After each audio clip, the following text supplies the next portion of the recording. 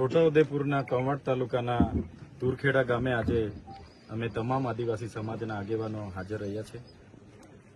જે પરિવારની યુવાન દીકરી જે સગર્ભા હતી, પ્રસૂતિની પીડા થઈ અને અહીં રોડ રસ્તાની સુવિધા ન હોવાને કારણે, આરોગ્યની સુવિધા ન હોવાને કારણે, એમ્બ્યુલન્સની સુવિધા ન હોવાને કારણે ગામના યુવાનો એને ઝોલી કરીને લઈ જતા હતા અને રસ્તે જ્યારે એનું દુઃખદ મૃત્યુ થયું છે ત્યારે એમના પરિવાર પર આવી પડેલા દુઃખમાં એમને પ્રકૃતિ શક્તિ આપે અને એમની આત્માને શાંતિ આપે, એના માટે અમે સૌ અહીંયા એમની મુલાકાતે આવ્યા છે।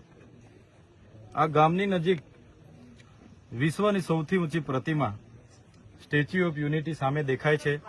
આ ગામના ઘણા ઘરો નર્મદામાં વિસ્થાપિત પણ થયા છે।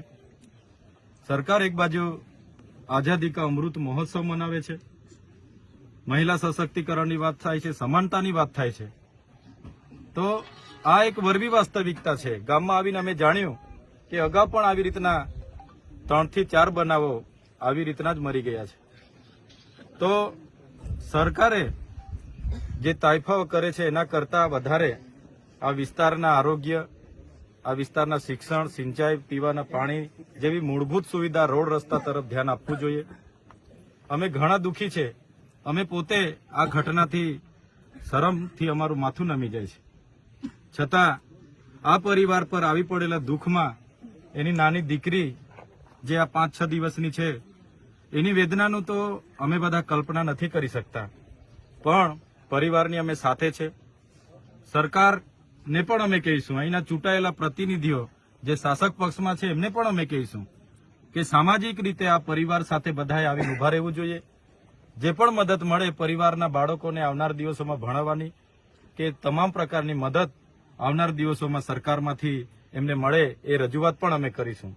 સાથે સાથે આ ગામમાં આંગણવાડી નથી, પ્રાથમિક શાળા નથી, આ ફળિયામાં આવવા માટેના કોઈ રોડ રસ્તા નથી ને આ મૂળ ગામ છે, ત્યારે એ તમામ પ્રકારની સુવિધાઓ આવનાર દિવસોમાં સરકાર અહીંયા કરી આપે એ અમારી માંગણી રહેશે। રોડ રસ્તાથી માંડીને તમામ સુવિધાઓ આ જ વર્ષે આ ગામમાં સરકાર આપે એ માંગણી રહેશે।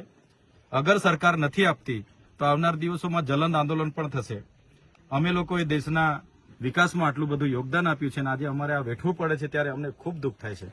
એટલા માટે જલંદ આંદોલનો પણ થશે અને અમે આ ગામમાં જે પણ મૂળભૂત સુવિધાઓ બાકી છે પૂરી થાય એવી સરકારમાં માંગણી પણ કરવાના છે। હાઈકોર્ટે શું મોટો